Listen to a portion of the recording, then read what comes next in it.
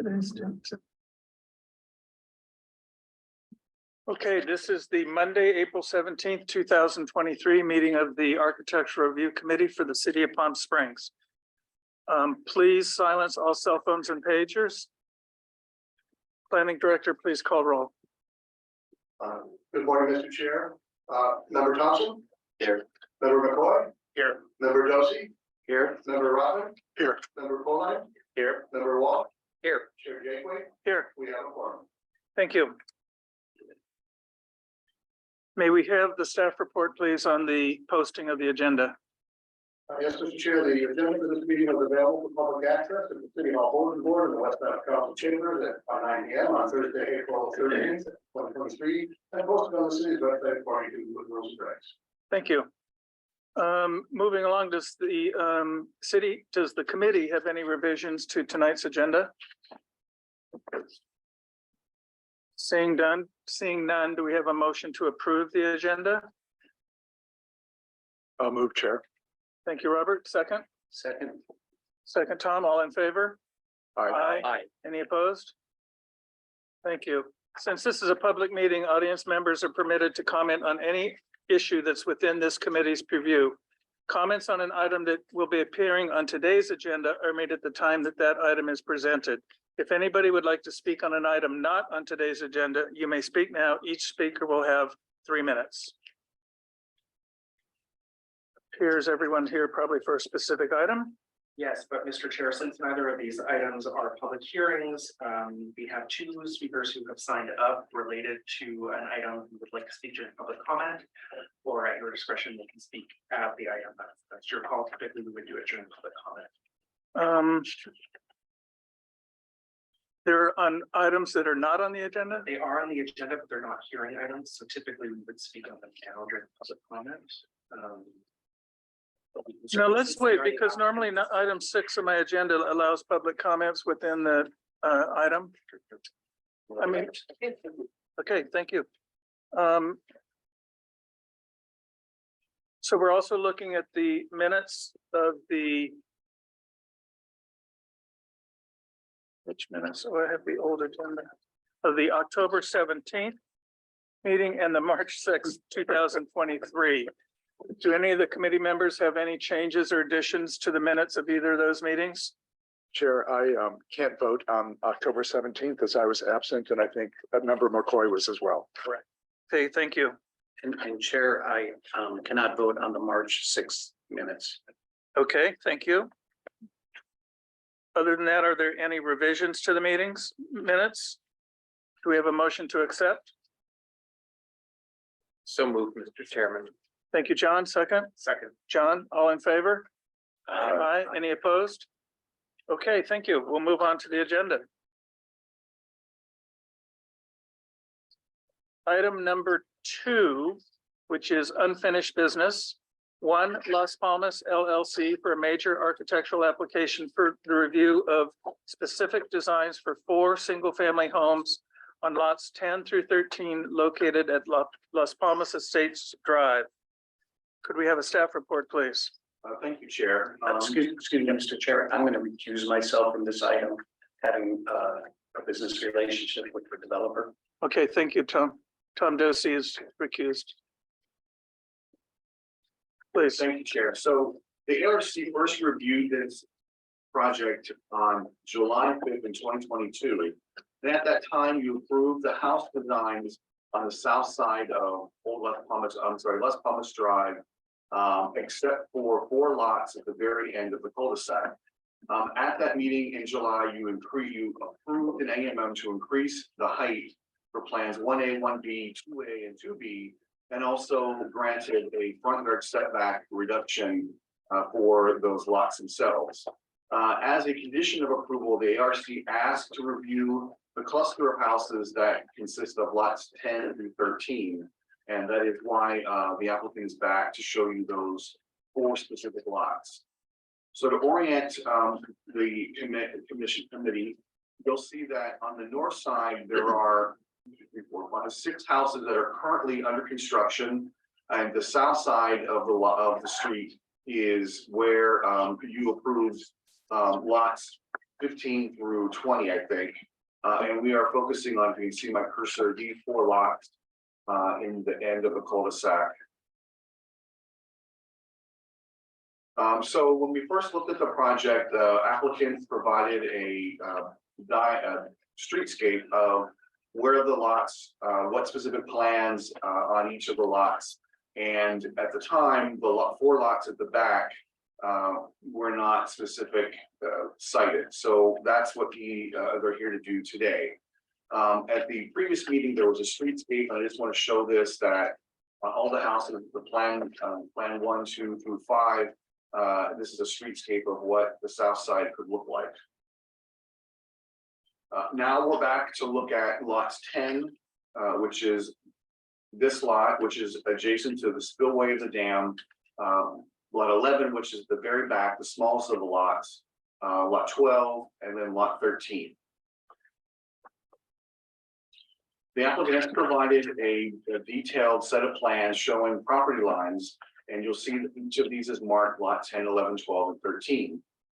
The driveway that accesses to lot 11 is a private road driveway, and so the lot line splits right up the middle.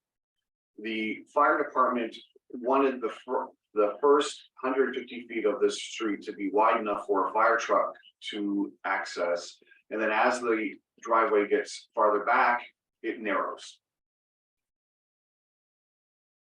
The ARC had provided a list of items that you wanted to see. This is one of them. This is a section showing where lot 12 is here, which is against the dam itself, and then lot 13 sits 5 feet lower than lot 12. So these cross sections are to show the relationship between each lots and where the elevations are for them. And then this is another cross section east to west. Looking at each of these lots, lot 10, we'll go through them fairly quickly. This is the house that's sited on the lot. It meets all the setbacks for the side and rear yards and the front yard. You'll notice once again that the street, the setback is taken from the street, driveway, side, and rear. This lot has a guest house or casita and then a shade structure in the rear of the lot. That's a plan 2. They also provided a detailed grading plan for each of these lots showing percent slope and water drainage. A roof plan showing the different types of roofs for the main house, the shade structure, and also the casita. There, as I mentioned, this is a plan 2. This house has stucco with stacked stone, and it's consistent with the other lots that ARC reviewed and approved previously. Also providing details of the shade structure and the casita itself, which is a simple food box at the top. And that is similar to other ones that have been approved back in July. A landscape plan showing the types of plants that will be provided, and also the garage here and parking on the driveway, and then another parking pad off of the private driveway.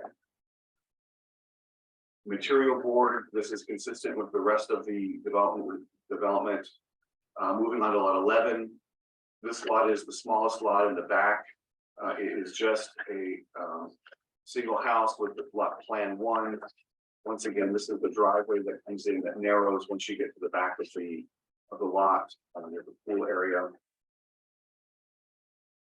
A detailed grading plan showing setbacks and drainage and percent slopes, and you'll notice the mountain is here, which is close topography lines. Roof plan, and then building elevations also showing stacked stone and stucco features. Landscape plan and shows the types of materials that will be around. Parking for each of the cars for this lot is towards the back of the lot, and also there's a garage. Building materials, and then moving on to lot 12. This is sort of an odd shaped lot. It's at the end of the cul-de-sac. It meets all the setbacks. This is a plan 5. One feature here is a little covered area that is adjacent to the pool. And this is the detailed drainage map, grading plan, roof, and then also the little round element above next to the pool. Building elevations, this is consistent with the others. And then the landscape plan showing the garage, which is here, and then parking for the other vehicles if they have visitors or extra more than 1 to 2 cars. Lot 13, this is a plan 2, which is similar to the one across the street on plan 11, but it's reversed. This has the shade structure against the driveway area, casita, guest house in the back, garage where you pull off of the street for parking. Moving on to the detailed grading plan, roof plan, building elevations, and then the guest house, design of the guest house and design of the shade structure in the back, and then the detailed landscape plan. And once again, the material board. So this is a section that I included from the previous review, just showing how the street relates to each of these houses. Once again, another cross section, and then across the street from the north side of the street, the south side of the street. And then a streetscape, possibly for the other lots along or Las Palmas Drive. So Chair, that concludes my report. The applicant is here if you wish to have questions for him. Thank you. Thank you. Does anybody on the committee have questions for staff? Thank you. Dan? Hey, Joy, you mentioned that the fire department was 150 feet for the drive. Bear with me. I may have misspoke.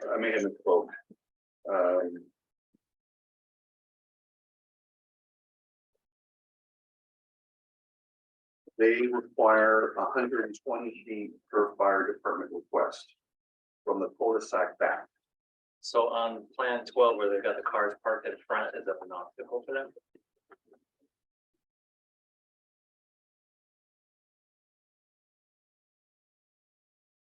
Are they further back than 120 feet? In this plan, it looks like they're within the widest portion of the driveway. I would have to check with the fire department for sure. Okay, thank you. I think we could confirm. I think sometimes when we hear about width, it's to accommodate parking, to ensure that they can do that and still have unobstructed access. But we look. Robert?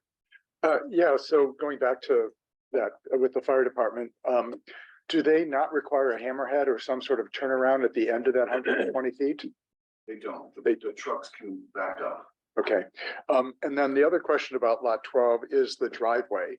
And there's no apron per se. It's basically backing, your car is backing right up into the driveway, you know, the common driveway. So from a, I don't know if that's an engineering issue or not, but is that something that's been looked at? And Well, this is, I mean, it's not a main street. I mean, there would be only 2 cars for the rear lot that would even come down that driveway. So, I mean, it's not a very heavily traveled road. I would okay, not think that, you know, making the road wider would achieve anything other than at least the house is made smaller. thank you. It didn't seem to be a concern. I'm sorry. It didn't seem to be a concern for planning staff. Glenn, I have a question. Is guest parking needed to be provided on each lot? Especially because we talked on all the other lots that the driveway had to be deep enough to accommodate guest parking. Is that a requirement? Right, in normal circumstances in a subdivision, we would like to have an 18-foot long driveway for so a car can park off the street. in most of these situations, that's the case, but this lot 12 does not, and that's why they're providing the 2 spaces at the end. They could still park at the cul-de-sac. There's no, we'd have to ask the applicant if there's a restriction that cars can park on the street or not. I don't know if that's prohibited. Right. John, Mr. Chairman, and Glenn, this is a question either one of you could probably, answer, but in your conclusion, when I'm reading the second sentence, I just want to understand. My take on it is that those characteristics, grading, roof pitch, percentage slope between lots, et cetera, find that the 4 that are coming in now are compliant with that. And does that indicate that those are issues that are settled? Based upon what the ARC requested, Yes. they provided all the information that we felt, staff felt would satisfy your request. Now, obviously, that's up to you all to decide if Okay, they've satisfied that request or not, but right. they've included all of these different elements that you wanted to see. Right. And what is presented with these 4 is compliant with what we had prescribed on the earlier. Right, Lots. just maybe even more information than you had the last time you saw. Okay, great, thank you. any other questions of staff? Okay, I see that the applicant is here. Could you please step up to the mic and give us your name and tell us about some of the aspects of these last 4 houses?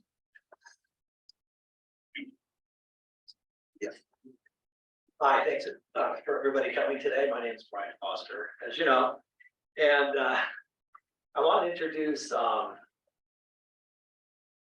2 team members.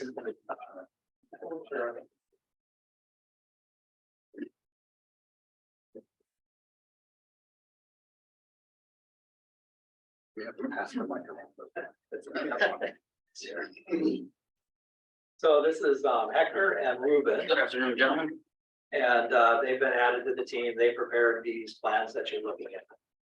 With additional information, an attempt to go over the list of things that were deficient in the last ARC meeting, and they've done a wonderful job. And Glenn's done a great job on his presentation as well.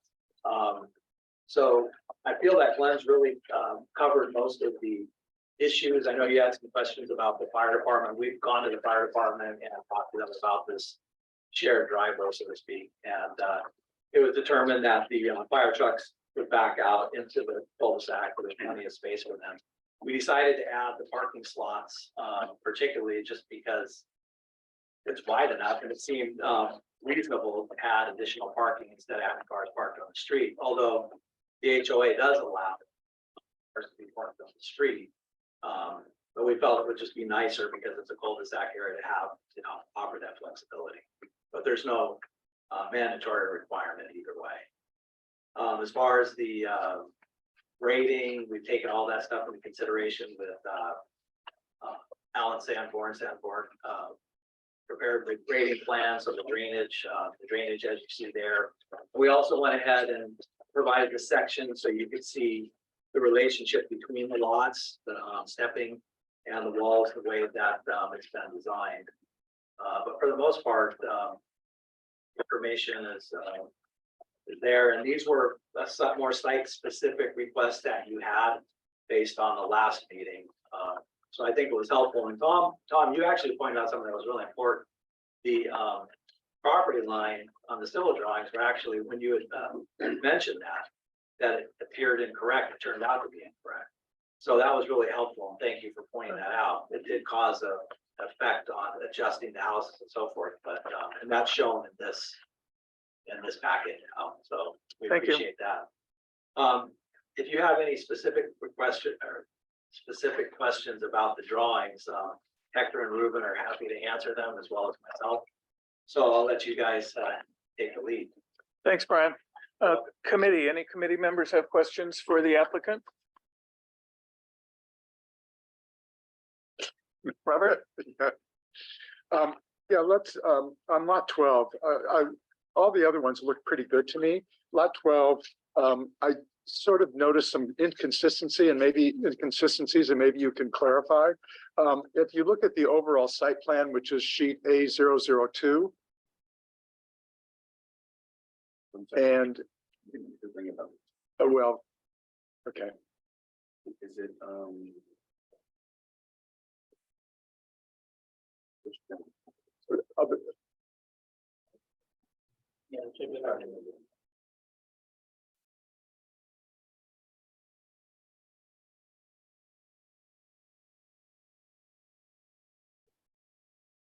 That one. There we go. One back, there we go. So it looks like the whole,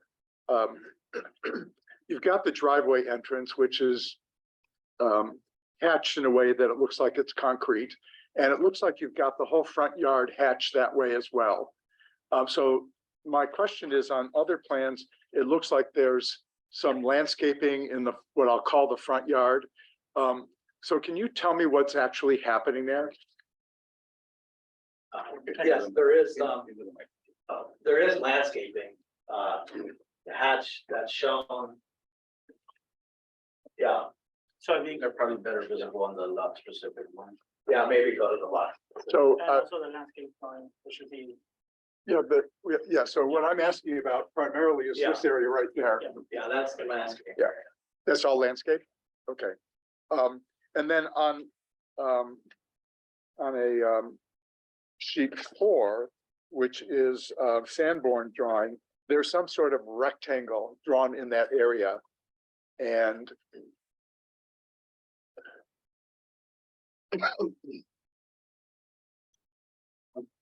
one back. Well, the rectangular area, that's the planter that's carrying the overhead structure. And that's the column in the middle that you're looking at. Okay. So there's actually columns engaged in that, or that's, Yeah, look, You can see it in the render. okay, yeah, the roof overhang is part of that feature, so it's a Okay. planter, it's basically a raised planter with a column protruding out of the side. got it. And then the roof was above. Okay, all right, thank you. Sure. I have a couple questions. Let me get to it.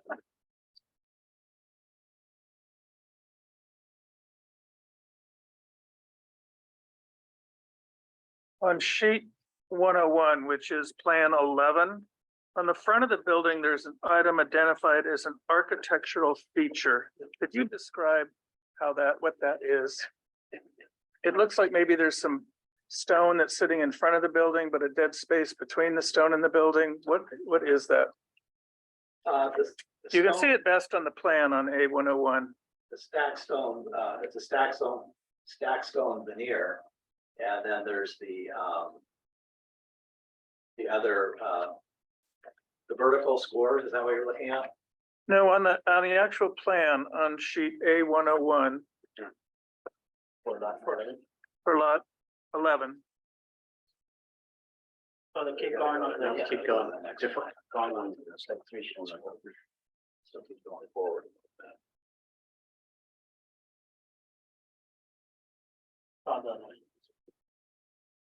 That one. The other, yeah. No, keep going.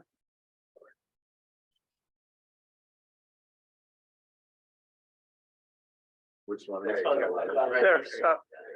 See that in between the building and the stone wall, it says architectural feature. Is that a dead space Yeah, between the veneer and the wall? Thick wall, right? it's a thick wall, it's a box element. So like a 4-foot thick wall? It's about I think it's 3 feet. Okay, So you're looking at the box element above, so it's recessed back in. And basically has those two architectural elements, and there being the stack stone and then the rate Okay, vertical. thank you. And then on lot 12, A101 for lot 12.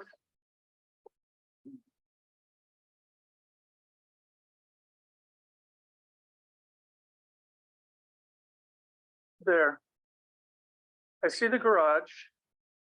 And then between the garage and the house, is that a outdoor kind of an alleyway thing? What is that? You mean where the front door is?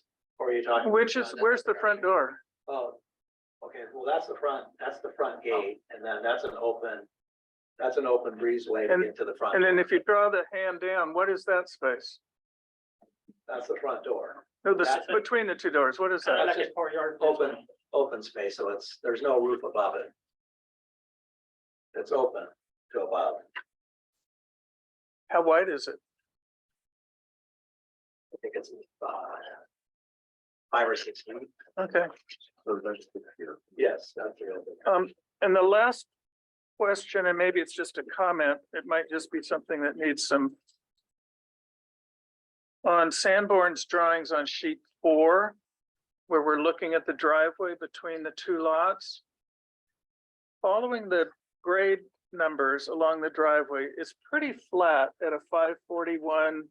But then suddenly when you get back towards that corner, on one side of the driveway is 541, and then the other side of the driveway is 538.5. So that's a 2.5 foot pitch to the driveway. Is that correct? You're talking the pitch going east and west. This grade to that grade, 538.5, 541. Then suddenly you're back up to 541 in here. Yeah, that might be just an error on his mention, but that driveway would probably be have some fall for drainage. Well, the main reason I bring it up is I wanted to understand if there's any additional walls that are needed that aren't shown on the plans now. Oh, for retaining? Yep. Yeah. My understanding is that it's not necessary. There's a step wall behind the PL, the property line wall. But I don't, according to Alan, that was the only area that was necessary. So, Hector, if there was any So additional. I think just have him look at that corner where the driveway drops down from the Yeah. wider driveway to the more narrow driveway. And it is just that corner that kind of cuts into 12. Yes, that's a very good question. Chair, we'll pick it up in plan check too. Thank you. Any other questions of the applicant? Yes, John. I also had a little bit of a challenge back and forth between the elevations and the plans. If I could just kind of get a clarification on a couple things on sheet A201. Your elevation 1, Of which floor plan, John? I'm okay, yes.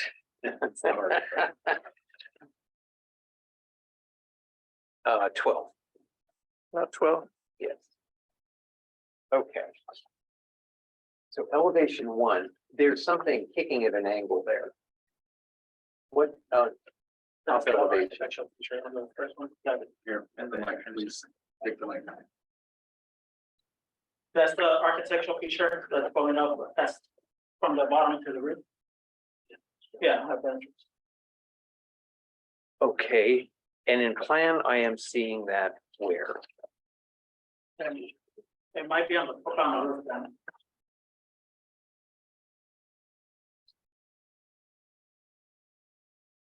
This thing. I think so. It's here, right? Yes. It's here, you can see it on the render. Okay, all right, great, there, thank you. And it was just a detail in terms of the materials on see if I can find it, A201 again, and that is number 11. The garage door is indicated as being frame clear anodized aluminum, panels painted. That what I'm looking at there, though, it's just kind of a intense texture of some sort. The stone around the garage door. No, the garage door, I think it's the garage door. It's the garage door itself, but it's on the plan for plan lot 11. Number 11. I think it's probably a drafting issue. Yeah. Yeah, it may just be a hatch pattern that. Yeah, it might be. Okay, an errant hatch pattern. And that same hatch is on the other side too, of that same elevation. Got it. Oh, yeah. They're not sure. Okay, that's all I have. Any other questions from the committee for the applicant? John? So with the landscape, as I read through the legend and have there been any significant changes from materials or plants or any changes that would be obvious within the neighborhood? No, the landscape palette is based on the community standards, so those are the same species of plants and gravel and so forth that we presented in the previous meeting. So everything's been consistent all the way through. Thanks. Any other committee questions? Brian and staff and crew, thank you. Thank you.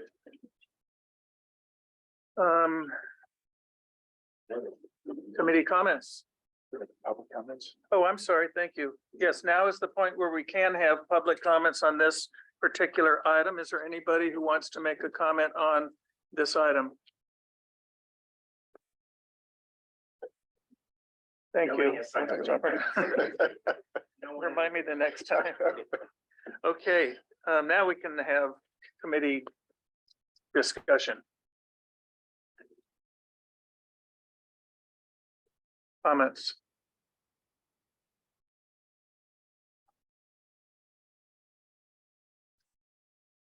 Well, I kind of feel that we probably got the best that we're going to get. I think it meets with most of the comments that we made. I think it's unfortunate that lot 12 is wedged in so tightly right up against the driveway, but it is a driveway, not a street. So, and it's not something that's really viewed from the public street. So that would be my comments. I don't see the need for any revisions to what we're looking at. I concur. I would concur. Thank you. I think they've addressed our Do concern. we have a motion?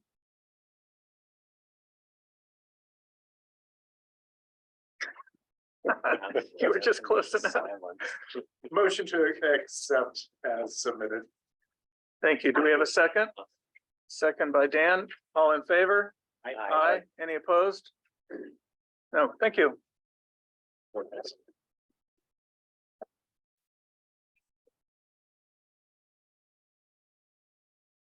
Okay, we are going to move forward to new business. Item number 3, Rios, on behalf of Old Las Palmas Partners for the approval of a major architectural application for proposed 73,821 square foot mixed use project, which includes 24 residential condominiums. Could we have a staff report, please? Good afternoon, Chair. Dave, members of the ERC. Will just give me a second, then we get this, the share my screen.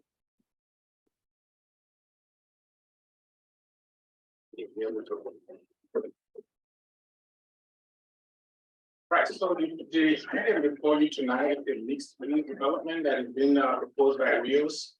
And it is a mixed use project that will consist of residential and commercial use. So the residential component of it consists of 24 condominium units, and the commercial space will be 5,411 square foot of retail space. The project will consist of bay parking area that will be located on the west side of the project. We will have a controlled access that has been approved by both the Planning Commission and the City Council. The maximum building height of this project will be 30 feet, which is consistent with the zoning designation of the location. And there will be a mix of 1- and 2-story structures on the buildings. And other applications that have been already approved for this project include a change of zone and a major development application that goes to the Planning Commission and the City Council.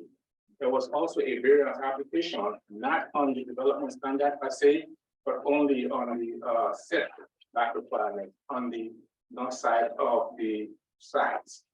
And there was also a condominium map that has already been approved again by both Planning Commission and the City Council. So looking at this area that shows the general location of the site. The site itself is 2.4 acres, and it is bordered by West Chino Drive to the south, and then North Palm Canyon to the east, North Belado Road to the west, and to the north of it is a storm drain owned by the Riverside County Flood Control District. These are just pictures of the existing site as we look today. And here is just an overall site plan of the layout of the buildings. So again, the commercial component of it will be fronting North Palm Canyon, and the residential units will be on the interior. You have two-story buildings to the south of the site, and then followed by the recreational area, swimming pool, and other recreation areas followed by that. And then one-story buildings, and we have a hammerhead, followed by parking areas, parking garages to the north of the site. This is the layout of the landscaping. It shows again where the recreational facilities are located. Shows where entrances are along Chino Drive, entrances to individual units, and also along Belado Road. Again, as I stated earlier, the commercial component faces North Palm Canyon, and on top of the commercial, there is also a residential unit to the top of the commercial component of the project. This is a rendering of how it will look like when it's completed. I will read that for a minute. This will have a question on it. Here's just an interior part looking at the perspective view of the gated entry into the location.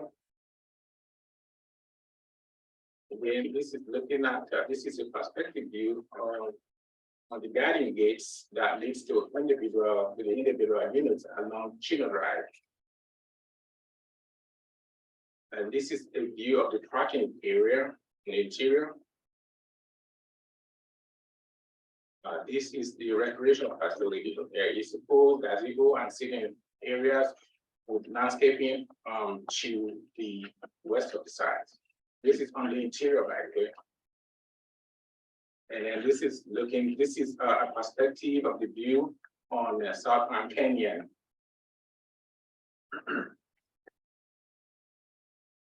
This is another view from Palm Canyon Drive. This is just another layout. This drawing here shows you the layout of the sites. So looking along Belado, at the north of Belado, that's where you have the model plot leading into the development. The gate that is installed, that has been approved by council, is set back about approximately 186 feet away from the frontage. So if you're driving along Belado, that's the gate itself is not that visible.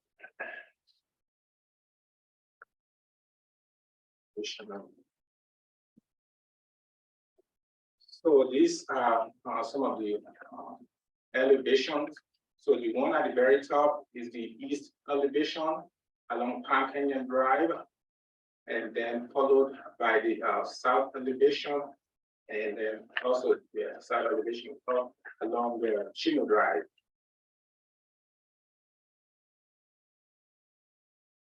So this is the elevation along the north. Just to take a little bit, so when this item went to the planning commission, one of the comments they made and they wanted you to look at is the way this section of the project is enhanced, because to the north of the site there is a storm drain owned by the county. There's little that the applicant could do. Initially, there was just a blank wall along that portion of the development. However, the planning commission asked for additional or dense landscaping to soften the look of that wall. The applicant had done that with the revised drawing that you see on the screen. And these are sections of the exhibits showing the various heights. And by the way, when this application went before planning commission and council, it was determined at that point that all the development standards applicable to the zoning designation were consistent with the zoning ordinance. So they're not asking for any relief or any deviation from development standards of the zoning.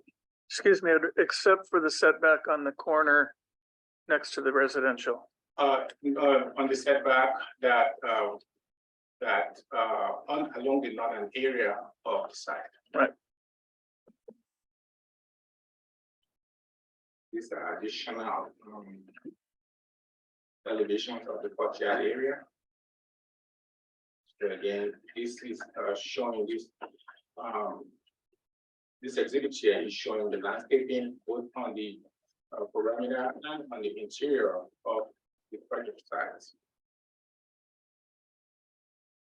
It's going to be a swimming pool for the residents, and then in unit 3, the south along Kimball Drive, we have schools, including individual entrances to those units. And this is another section that shows the material that is being used on the driveway. So, yeah, all of these are contained in your exhibit. The only exhibit that I do not have on my screen will be the material board, but you do have that, I think, on page. Yeah,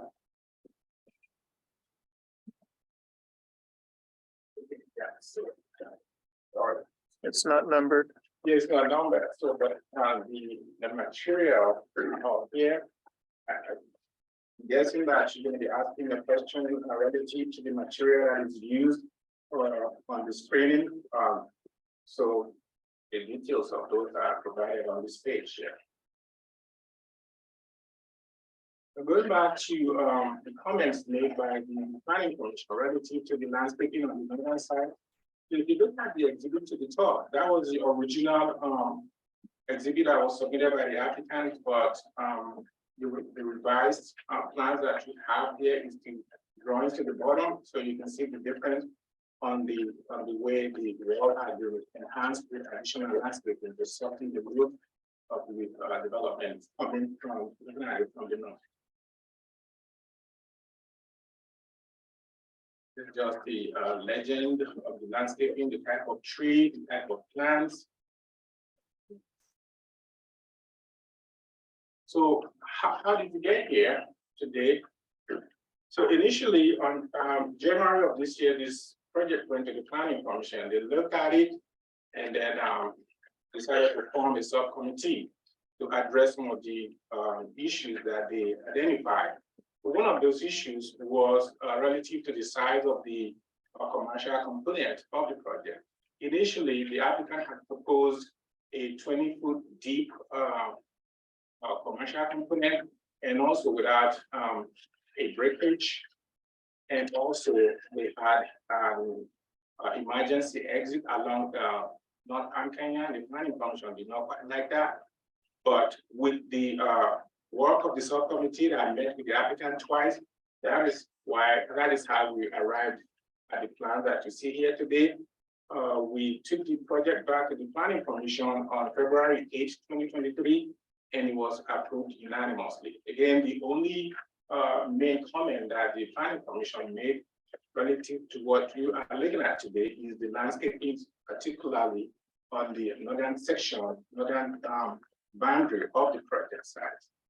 The item also went to the city council. They asked some questions about the mix of the residential units. However, they did like the project based on the location and based on the design itself. So it also had a unanimous approval by the city council. Based on all of this, Mr. Chair, and to the fact that staff was able to make all the findings required for architectural review, staff will be recommending approval for this project. If there are any issues that the staff indicated is relative to the trash enclosure that were proposed by the applicant. So finally, the trash enclosure only includes 2 bins, supposed to be 3. One for recyclable, one for organic, one for regular trash.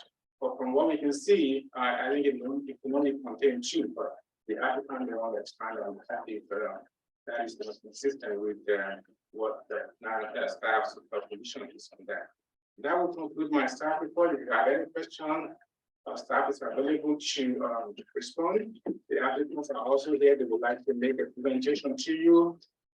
Thank you, Chair. Thank you, Edward. Yes, sir. Questions from the committee for the staff? Yeah, Is there a route plan? I don't see a route plan. And then what about solar? Aren't they, since the residential, aren't they required to provide solar for state statute? It's not a requirement that everyone, but I would have the applicant speak. Okay. you have a 2.03. Yeah, for the room there.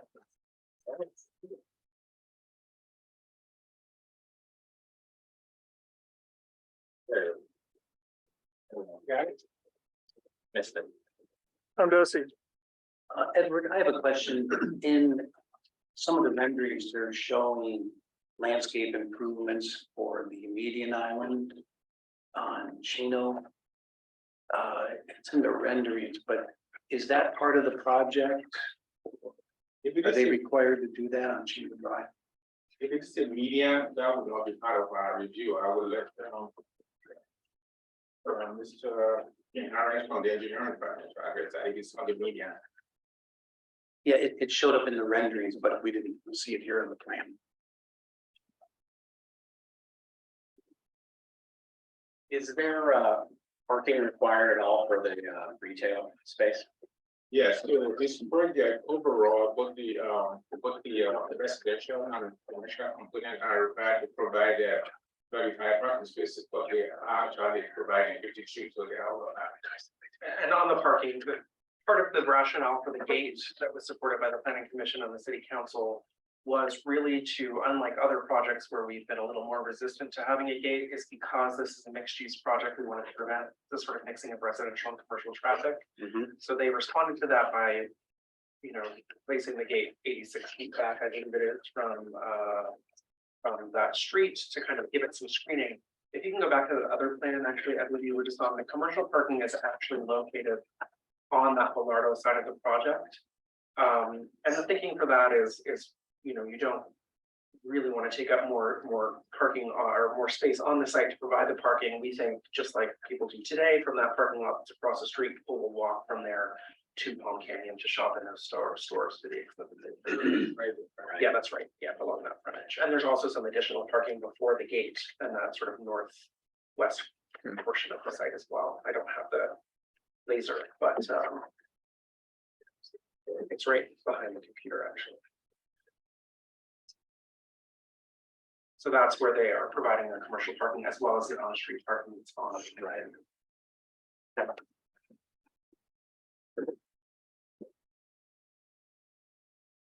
Edward, I have a couple of comments. Yes, sir.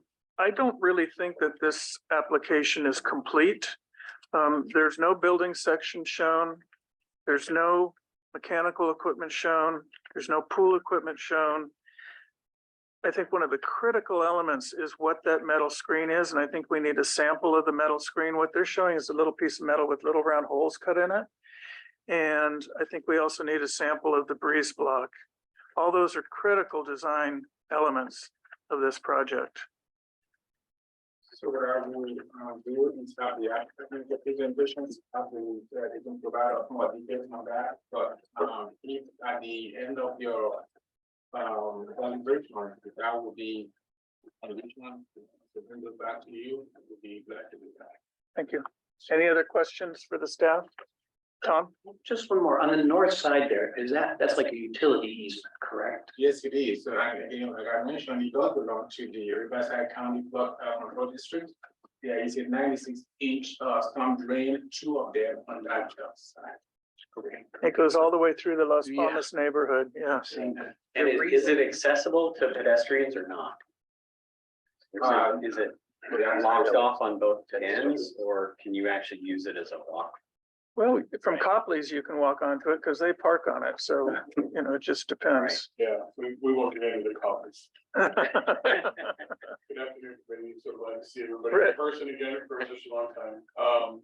That strip of land is actually not an easement, it's actually a strip of land that Riverside County Flood Control owns. So it'll never be developed. There's also utility lines in there. On the Velardo side of that strip of land, there is a gate. They really don't want anybody in there. So the Copley's side, I think they have an agreement with the county to do some parking in there. But I believe it could be revoked at any time from Riverside County. But that runs all the way to the spillway of the project that you just saw previous to this. And it runs all the way down. Makes its way to the regional storm drain system. In regards to Tom's question about the landscaping in Chino. This project will not be touching any of the landscaping in the existing median island, but they will be doing some curb gutter sidewalk along Chino Drive and whatever landscaping exists between that sidewalk and the one. Thank you.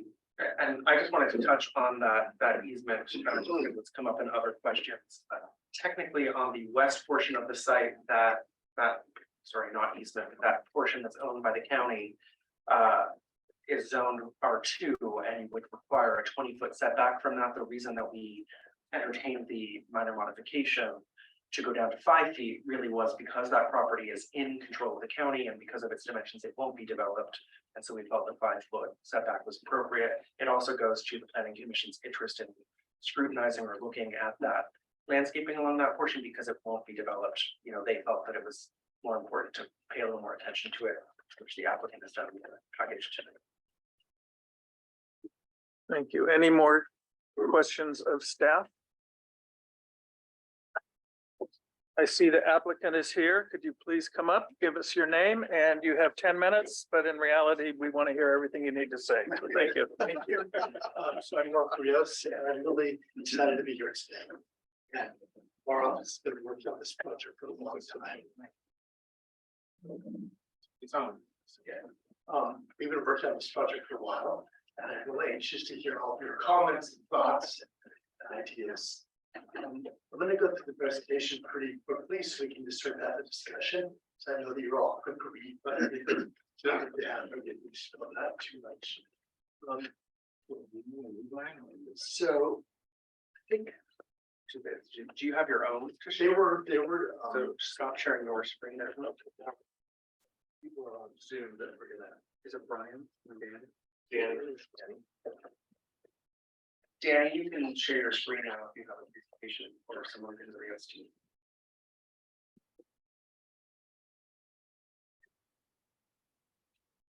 There we go. As you see. Perfect, thank you. Let's start. So this is really an important place on Palm Canyon. And we really have been working hard to make a piece of architecture that really contributes to the really amazing buildings in Palm Springs. The development team is delineated on the chart above. DW Johnson will be the contractor. Peter Muller, who's also with me today, is a part of the budget team. Next image. We've had some experience in Palm Springs. We were the architect that did the renovation of the El Paseo building and courtyard many years ago. Next image. We've also had the opportunity to do some various houses in the city, all trying to sort of reinforce the Palm Springs experience. Next. And we were the architect and design team, the landscape architect of Palm Springs Park, which was about a 10-year project. You've seen all these images before, but really for us trying to get inspiration from the landscape, from the mountain, the views, the textures, the plant material. Next image. And also from the really amazing sort of collection of architecture here in the city, and trying to find ways of using some of those ideas and reinterpreting them in a contemporary way. Next. And we've also been looking at sort of resort living a lot and how you live in the landscape and you take away sort of barriers between interior and exterior spaces. We've had the opportunity to work on some different hotels. We're working on a new Mon in Los Angeles right now. So we're sort of seeing a lot of those ideas about how you live in transparent ways that we've incorporated in this project. Next. Project site we've seen. Next. Project goals, basically really creating a walkable community. So every edge has been scrutinized as far as its texture, its form, windows, experience, so that the outside of the building really promotes a walkable community. We're really working to build on the architectural typology, construction methods, and sort of legacy of the city. We want to make an appropriate transition in all locations between the project and the surrounding neighborhoods. As far as scale, it's one of the reasons why we're stepping down towards Alardo and doing sort of an aggregate of 1 and 2-story buildings along Chino. We've really want to contribute to the urban design character of the street. And so this idea of these urban lanterns that happen on either end of the commercial space, we're going to really contribute to the animation and character of Palm Canyon. Number 5, building height and appropriate density. We've studied the site and looked at a variety of numbers of units and really trying to determine what the capacity of the site could hold. And we ended up with 24 units based on exterior space and circulation and breathing room. We could have made it denser, but we felt that this was really the right balance. We want to make a place of dream quality and pride for the city. And we have an intense focus on sustainability. And I can sort of cite a lot of the ways we're really using that as far as inspiration for the project. Next. Project data. I think you've sort of been through this. So I'm not going to sort of detail it too much. We're over parking. The overall site plan that's rendered showing all the edges and circulation patterns. Next. This is the second level plan. Next image, and some of the elevations. And I think we should probably move to the 3Ds because they're a little bit better. I'll just go back to that one diagram. Back, one more back here. This is really an important diagram of the principles of how the unit's been laid out. And this idea of being able to see through the space at all times, from the entry garden through the unit to a piece of water or a garden. And so all the basically open spaces are aligned and all the sort of more cellular volumes are sort of grouped and organized so that the units have this very transparent experience. We really want to get sunlight and orientation from as many directions as possible. That's the plans will really follow this basic organizational idea. Next image. And this is just an idea also of taking and shifting the volumes of the plan, both in vertical orientation, 1-story and 2-story, but also in plan orientation, so that the edges along, particularly Chino, would have some variation, and it would really feel almost like a collection of houses, more of a village than a huge project that should all aligned. Next. And just landscape drawing showing this idea of layering with breeze block and privacy walls and courtyards and gardens. Next. And this is just a diagram of how the units work. Again, trying to make these private outdoor rooms and how we're using ideas of breeze block and screens to give enclosure between units. Next. On the material palette, this should feel like it dissolves into the landscape. And so the basic stucco color is just a warm, I'm going to call it almost a dirty white. And then we're using lots of variety of concrete colors that really come out of the gravel and the earth. We're really excited to be working with a Reese block company. We have commissioned them to actually design a line of Reese blocks for this project. And one of the things we're looking at is having basically two different orientations of the Reese block as far as how open it is based on orientation.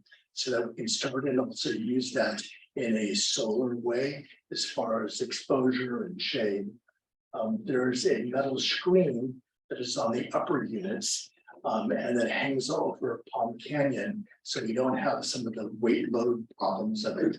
And we have actually 3 different colors in those screens. They have the same geometric quality as the Breeze block, but again, they open up and close according to orientation, also privacy requirements. Some of the spaces behind them, you want to have more visibility or less visibility. And so we're using this slight variation to sort of open and close the pattern up to help with sun control, but also privacy. And we do have some, that actually image on the, or let's go back one. That's one of our mockers or samples, which we can bring. But they are a 3-dimensional shaped system like that that will have really a beautiful shadowing technique, and how you assemble them, which is sort of a lower image. We've changed the position of them to give sort of a subtle variety and texture. Mark, so that we can get a feeling for scale, that top picture, what are the dimensions of that piece? It's like 15 by 15. Okay, thank you. Okay, next. Landscape palette. Again, trying to fit in with a surrounding context, give variety and color. Next image. Shade plans, really looking closely at making habitable, wonderful outdoor places. This is an overall view looking down the project at that Chino and Palm Canyon corner. Let's go to the next image. This is the auto entry along Bilardo, and the 1-story building in the very front is a gatehouse. And so it's basically made out of that Breeze block. The Breeze block here is about 12 feet tall. It will have a steel frame to it. And that building will have a very soft glow at night based on how the light illuminates through it. And then you can see the gate that's back that 86 feet. The gate was a little closer at one point in time. We keep pushing it back so that the gate is more like just enclosing the garages. And we have all of our other parking in front of the gate, both for visitors and commercial uses. Next. This is the pedestrian sidewalk along Chino, and you can see how the buildings in plan move back and forth so that we don't have a solid line. And there's also height change between 1 and 2-story, so that there's a animation along that walkway. You'll also see entrances to gardens there. We really like this to feel like a penetrable place and not a compound. And so there are places you can go in and out of these gardens and courtyards. I imagine everybody here is going to love to walk. So they'll be sort of coming in and out of these great places. Next image. This is the motor court, which is really thought of more as a courtyard than a driveway. It has a fire turnaround in the middle of it. Next image. The pool is 102 feet long. It's a long pool with a whole variety of spaces to hang out around it and an amenities area. Next. This is if you're driving down Palm Canyon. This would be your first view of the project. And a couple of things we really worked at doing is breaking down that sort of 2nd-story line so that the first retail space is actually a double volume space. That screen is giving it solar protection, but it gets a lot of height and animation. And at nighttime, again, that will be illuminated. And then we're using these stone markers or stone columns that sort of march along the front of the street to help give some cadence and some rhythm to the project. And Then very simple, solid planes above that, and probably half the locations, just to give the whole place a calmness. Next. And this is the view from the other side, again, the same design feature of having a higher retail space at the very end. And how it's screened again will help with its south sun. And we pull back the glass quite a ways here. We have about maybe 15 feet inside that screen. So it's almost like a covered porch there, or an outside porch. And one of the ideas was just to sort of lighten up that corner. There's an existing Las Palmas monument there. And it's, to be honest, a little cumbersome. And so we're trying to pull back the building and sort of make a space at that area. There's also a bus stop at that location. So trying to make some urban relief at that moment. The developer and owner of this project is the same developer and owner as El Paseo. And they spent a lot of time curating these small retail ideas. And so the whole sort of retail nature of this is to have local, non sort of chain, small retail units. And so the vision of the retail segments is based on that retail concept. And there's been a lot of studying done based on what are the most successful units in El Paseo, what the square footages were, and how much frontage and glass they have. And so a lot of lessons from that was translated here.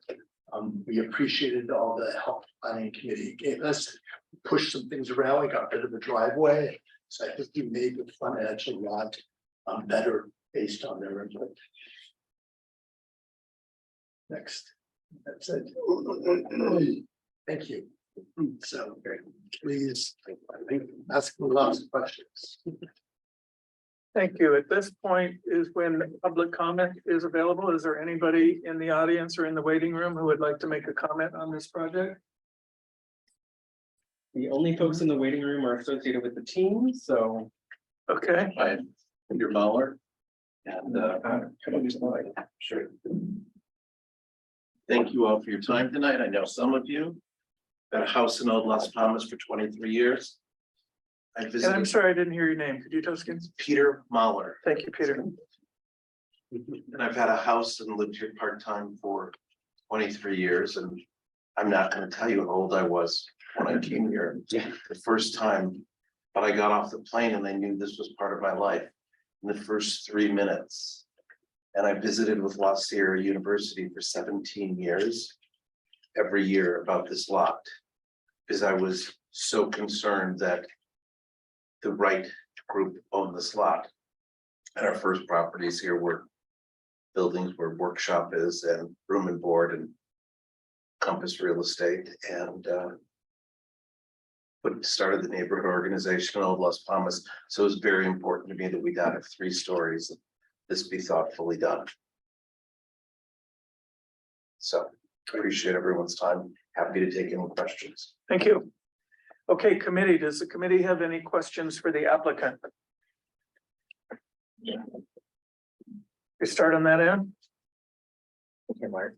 What about solar? Have you, how's that gonna work for these buildings? So we are gonna have solar panels on the building, and they will speak with the mic. Yes, we are gonna have solar panels in the building, and they will be hidden by parapets. They won't be open to public view. To be honest, we haven't gone through all the engineering for them yet, so I can't tell you how many are exactly they're going, but are 100% we're gonna have solar panels. And related to that, as far as the mechanical, since we don't see those on the plan, where are the mechanicals for? They're basically in wells that drop down. So in some of the spaces that are closets and bathrooms, basically we have lower ceiling heights for creating wells so that all of them, nothing will protrude above parapet heights. Thank you.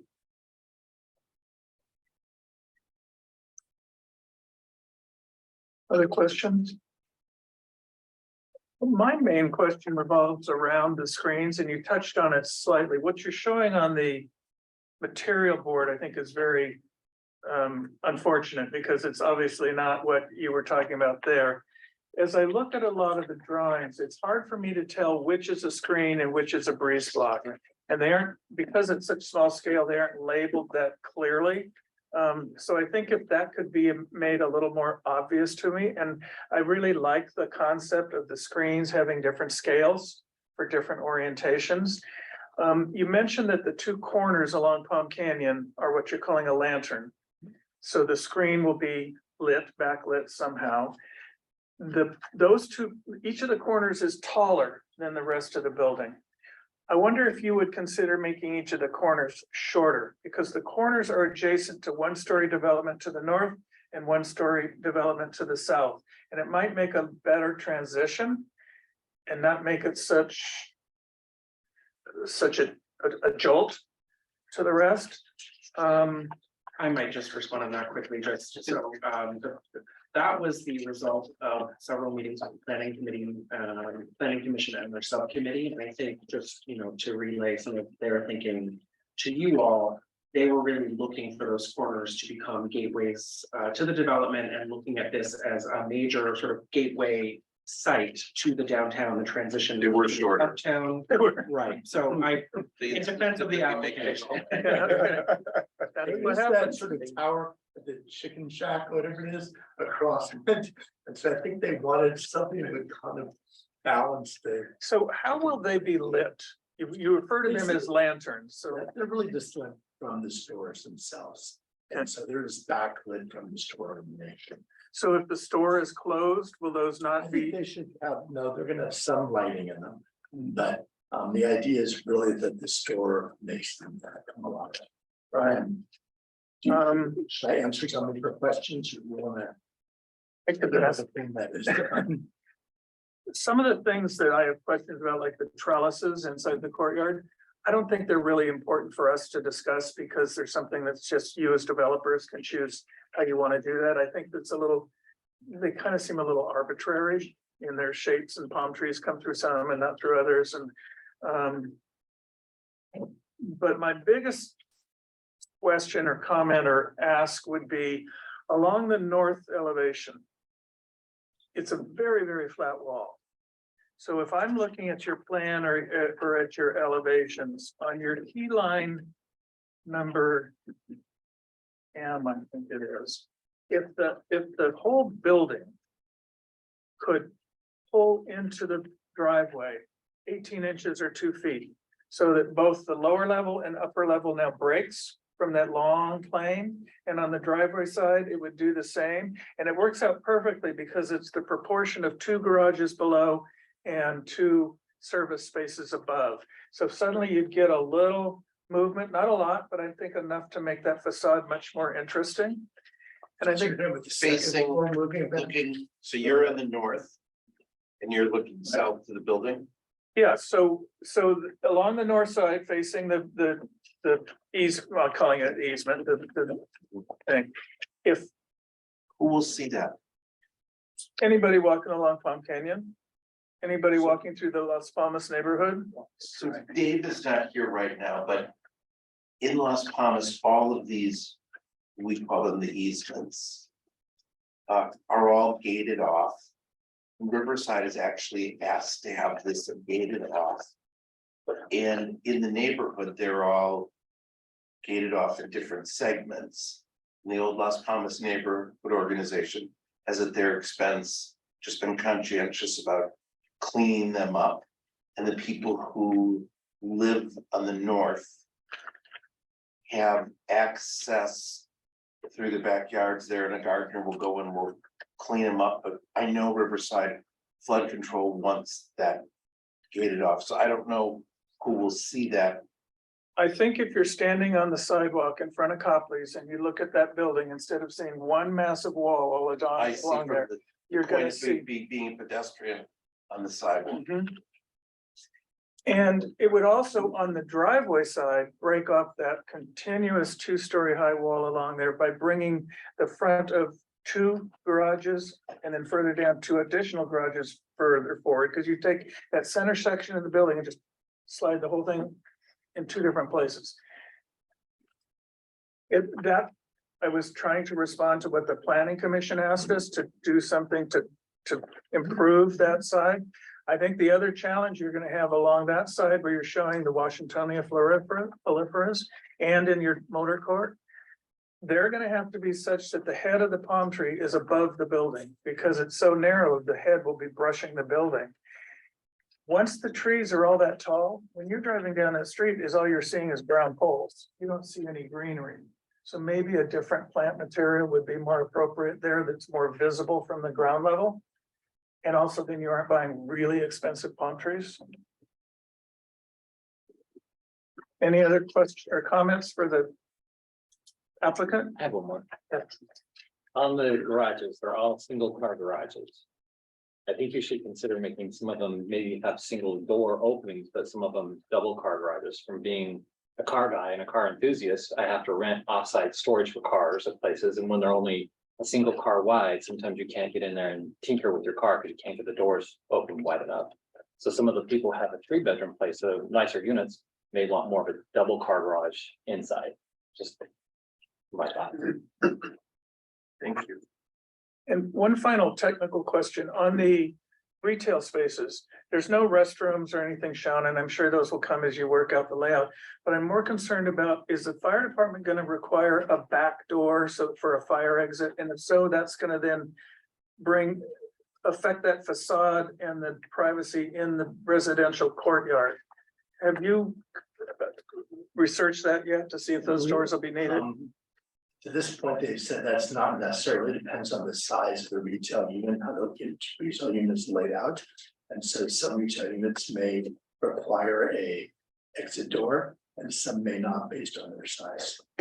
So the most interesting comment in the 23-year journey of securing this land, what was the name of the lady on the planning commission who talked about the length of the retail?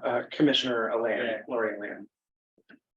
So it was incredibly important to me to not have any retail that would cannibalize any other retail. And it was just instinctually how I felt.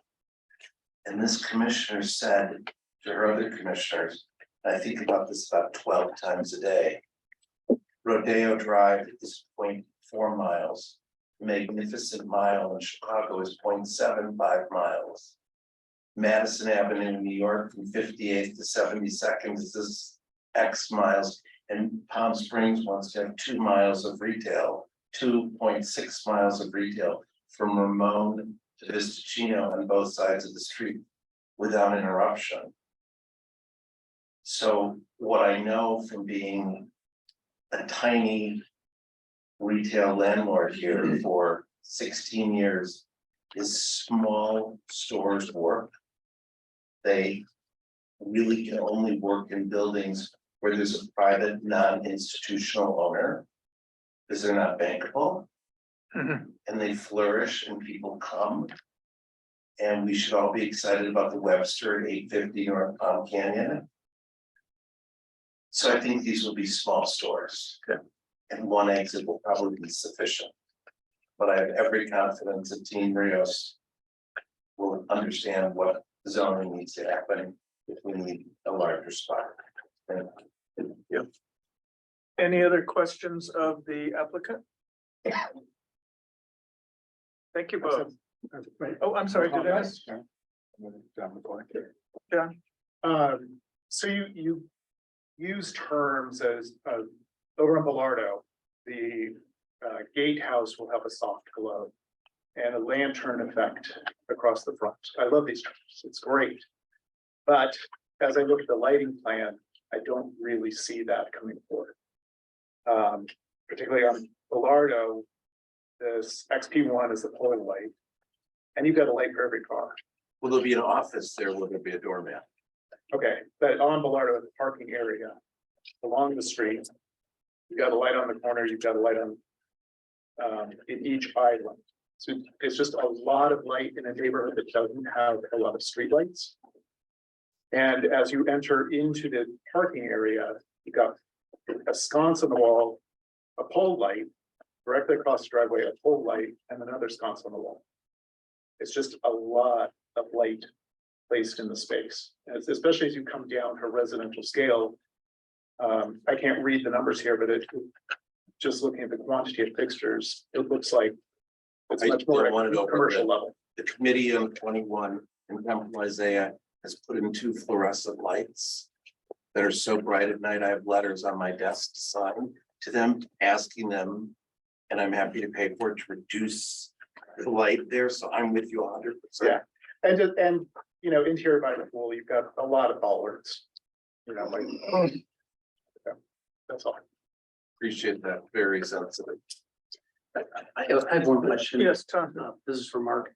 During your presentation where you were showing the block buildings and the cartoon type, and you talked about the views into the project. I'm trying to pick that up on the plan, and I was wondering if you could point that out. Sure. Danny, if we could maybe pull the plan back up. Let's go to the second floor.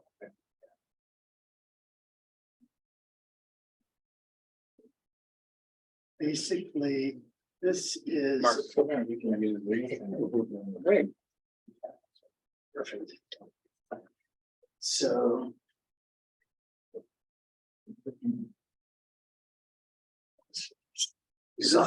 This is a enclosed unit. This is a small exceeding this unit. This is a gap. So the typical module is sort of a bigger solid, green porch, a smaller unit, and a gap. That repeats itself. That's how we were trying to get that little bit of that shifting going on and not make it be this solid wall. We couldn't, you know, sort of continue this and build it.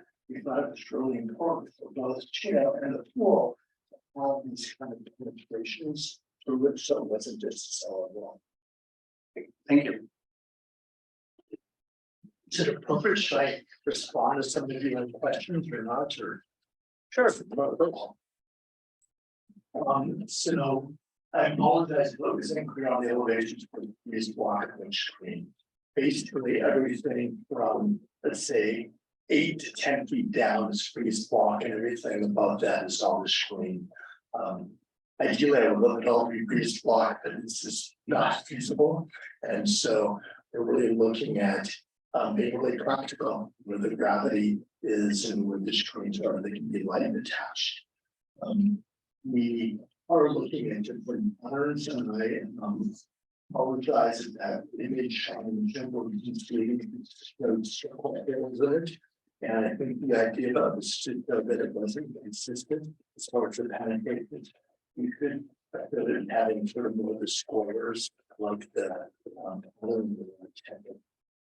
these are which I think much closer to be able to convey the idea of the square patterns of the circular pattern. As far as the dimensions, let's keep it on this. Go to the north elevation if we can. You know, we have been thinking about that elevation, the depth that goes, and your comment is, you know, good on how we scoop the garages, we scoop the second floors, and I have to say that we're really tight on all the dimensions across the site. And so we tried to use the walls that you see, these locations and that location as a way of doing that. So that sometimes the wall at the property line, other times the walls are back 5 feet. And the landscape sort of fills in between that. And for the second floor, because we have a variety of plates going on and the building pushes back, doesn't come across the thing that's a solid wall. So I think your concern is really important, and we've been working on trying to animate that edge, even though it isn't a main viewpoint. I think the Palm Canyon, also for the walls, also you can see diagonally down and see that. But I think those 5 foot changes and where which we had as environmental will achieve. Yeah, I tend to agree. Well, what's unclear to me on the plan, so on the second level plan, as I'm looking at it, this wall is not, it doesn't look like the elevation. So that's what I'm confused about. Because this looks like it's just one solid wall all the way across on the second level. I mean, it's got the break in the center. It changes where the stairs are and also changes some of the heights on some of the volumes. Right. And so, I agree on that drawing, it looks relentless. It looks very flat. It has drop downs and elevations and things, so that it isn't just a consistent wall. But like that E section there. That is, It's right in here somewhere. but it looks like it steps back. But apparently it doesn't. It is complainer. Yeah. Which is, that's kind of confusing. The way the windows, we're trying to get shadows. Right. To the glass. Got it. There's all these projects. Have you thought about possibly putting some of your metal screen again on some of those windows on the north side? Not a lot, but maybe We the could. one closest We to could. each of the ends of the We could. building, We could, maybe only 3 feet high, not full height, so it looks more like a balcony rail. More full height, but I think it might, that might solve the Yeah. issue of it seeing so flat. And one other question about, have you considered color at all? As I look at the project, it feels very, very, very, very white. The whole thing. And I'm not talking primary colors, but I'm thinking, you know, a little bit of subtle color variation in the facade may help as well. I love color. If you look at our work, we're super colorful. Yeah. So I really embrace that. We've gone through periods of having like different kinds of plaster texture. We had like 4 different colors of white to beige, trying to pull the planes. And I think you kind of ended up, the light is so strong here and the kinds of shadows that it gives that we thought it would be enough. And so we tried to make it simple. I keep on thinking about these great Spanish buildings that are just white plaster everywhere.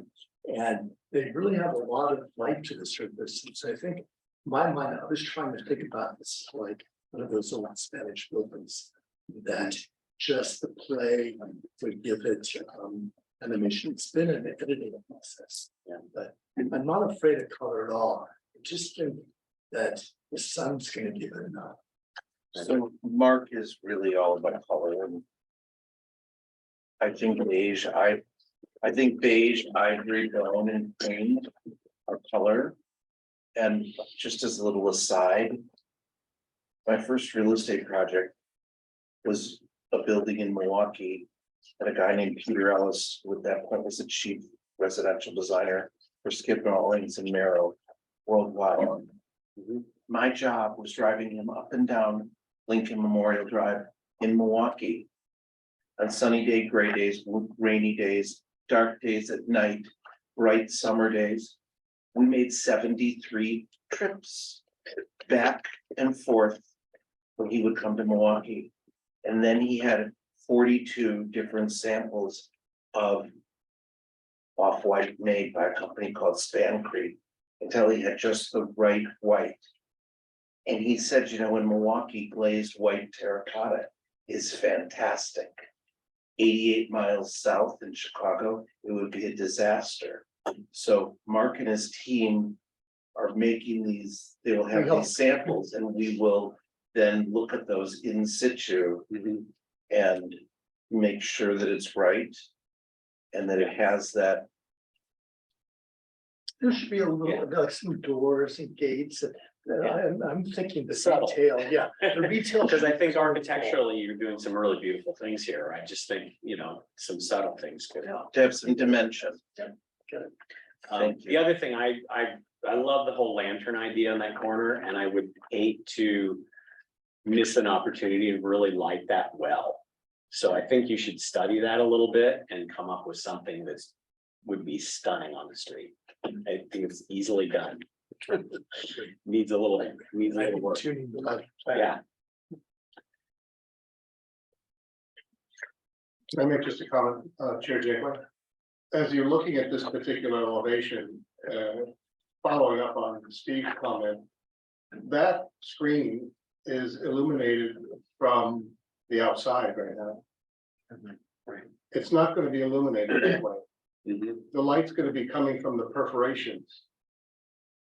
And so I think as this is rendered, it's not necessarily how you're gonna experience it on the street. And I think because it's gonna be backlit, the amount of the light that's being produced behind it is gonna be important. Yeah. Thank you. Thank you, Ken.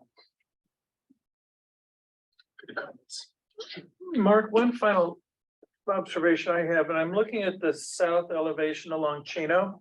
And where you've, on the second floor, where you've got those balconies or patios that are on the sides of the units, you have a wall on each side with a cutout in the wall.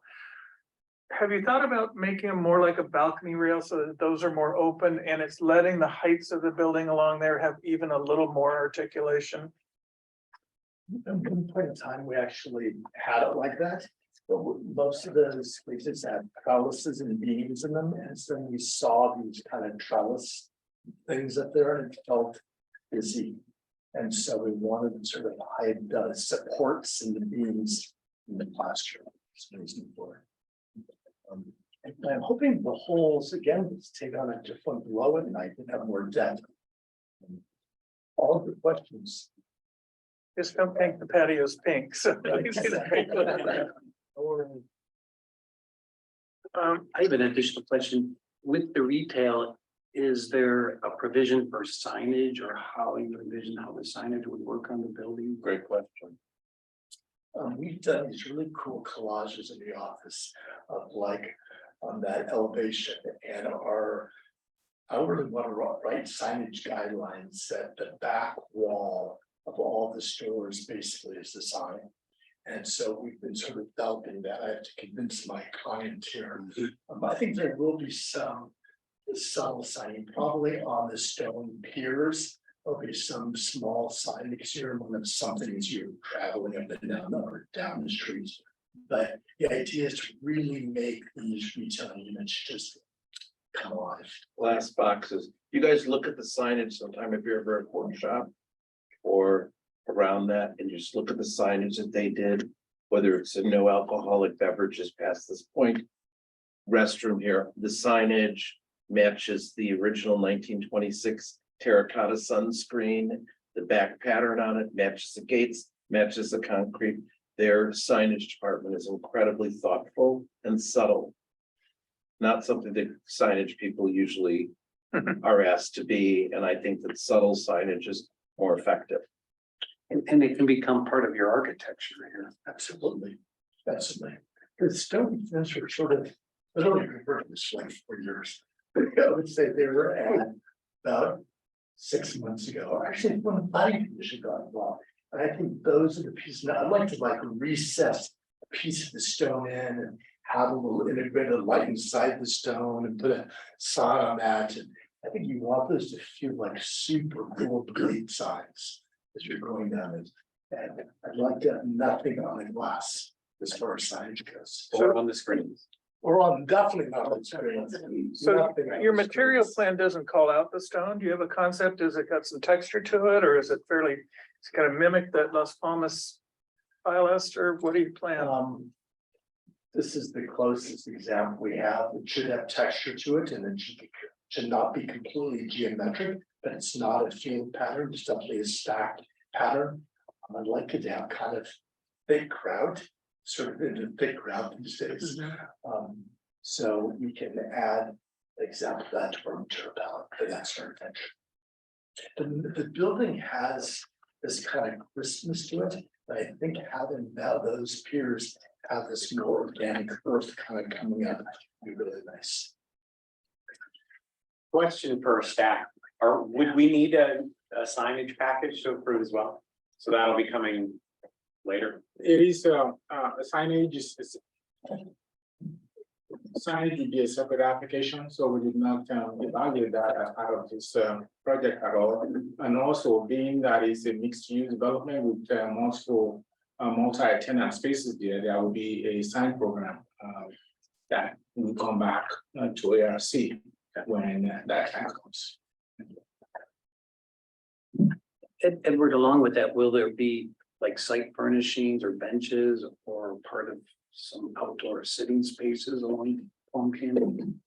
No, that's not active conditions of the program, but most of the recreational areas are internal, interior. We have made a courtyard, if we could look at the plan. It's right down by the bus stop. And so I think, Shade space. yeah, which says, I think there'll probably be some exterior furniture there for sure. Okay, and that's a resident entry too, so that residents can come in and out of that area. You're trying to find, again, ways of getting some relief along that street. And I know you do a great job with colors, and so I've seen some of your site furnishings and they are colorful, and that could add a whole other level.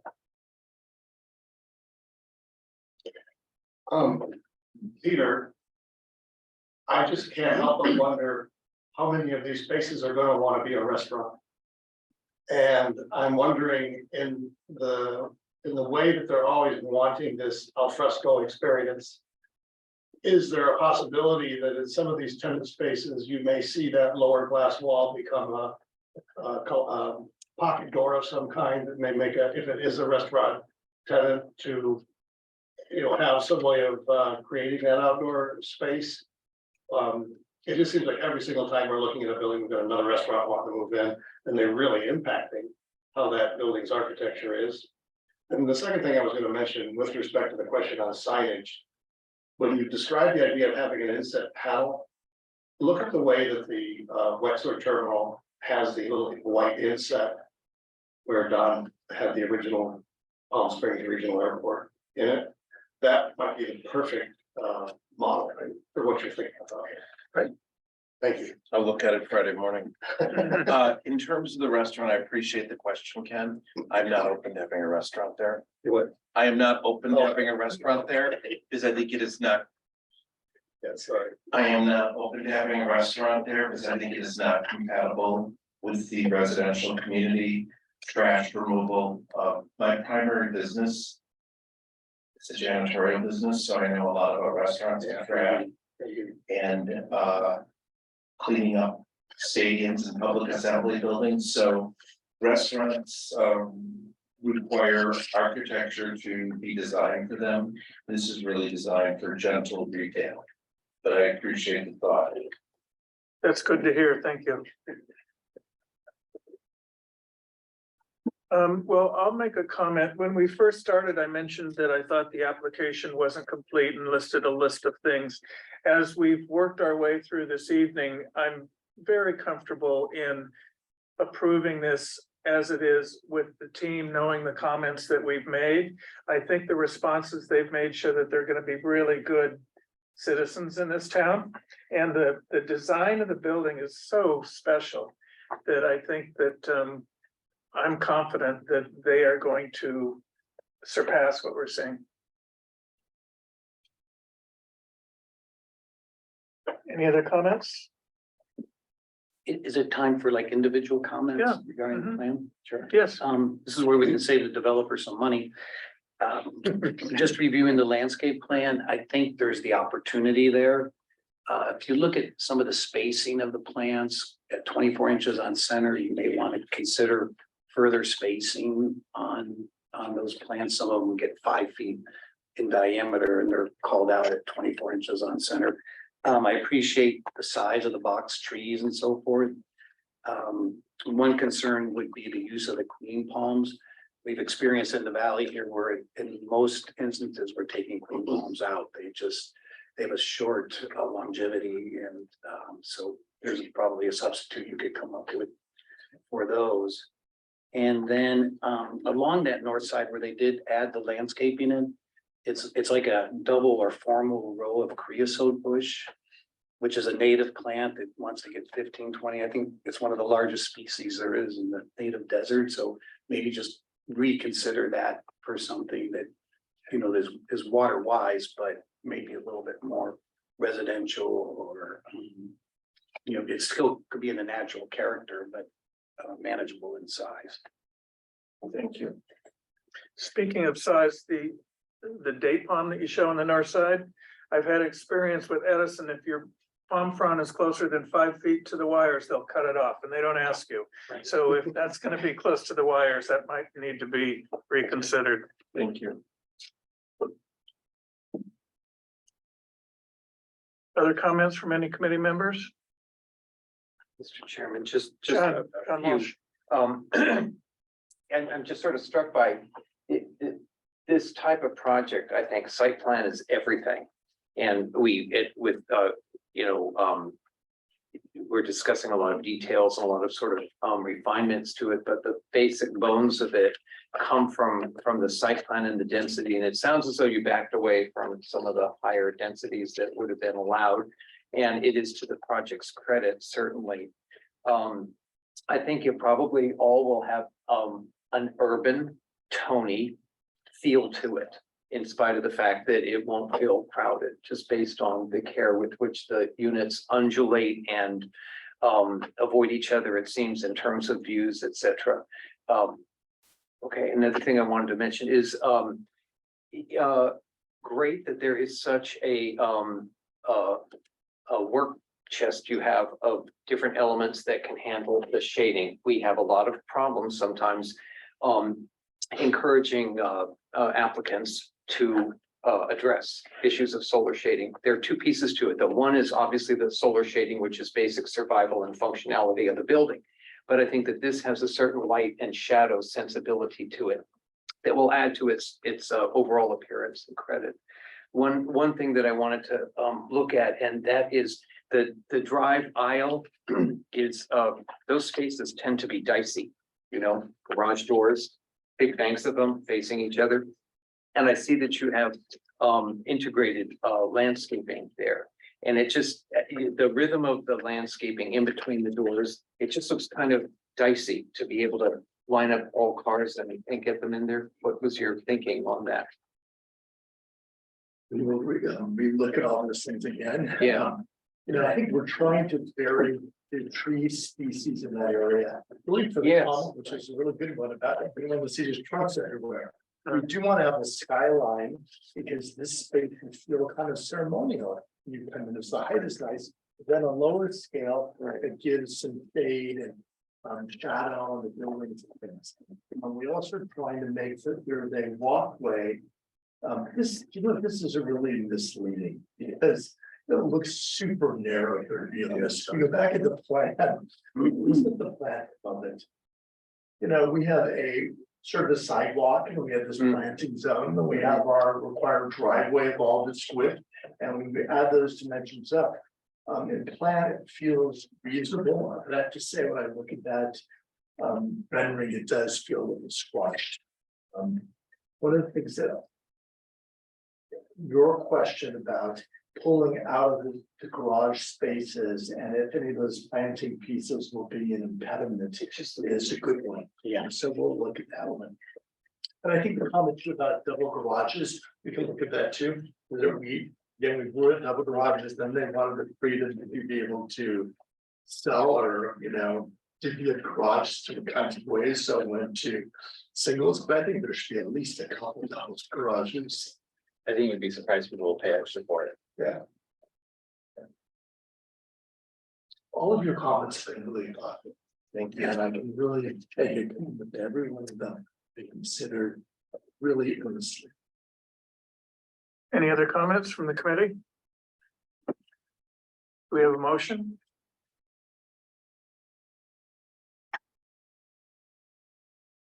No one wants you today. Don't be shy. Well, I think you started one. I think you should just finish. Yeah. Well, I would move that we approve the project as submitted and ask the design team to just consider the comments that we made, especially related to the north facade, since that specifically was a direction we got from the planning commission.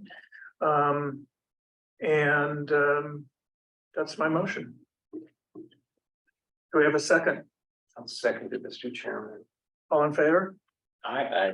Aye. Any opposed? Thank you. Thank you. Thank you Very very much. looking forward to seeing this nice addition to town.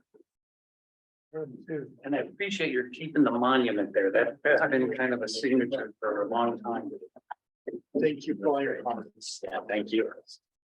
It always gets better. It always gets better. Okay, this is the time, excuse me, this is the time for committee comments. Does anybody have any questions or comments about anything relating to our work here? Staff, do we have any comments or direction from you on anything? No updates from us tonight. Business as usual. I'm glad to see you all in person. And looking forward to more meetings. Okay, so we'll be here the first Monday of May. May 1st, yes. Okay, thank you all. Thank you. Meeting's adjourned. Good to see you all.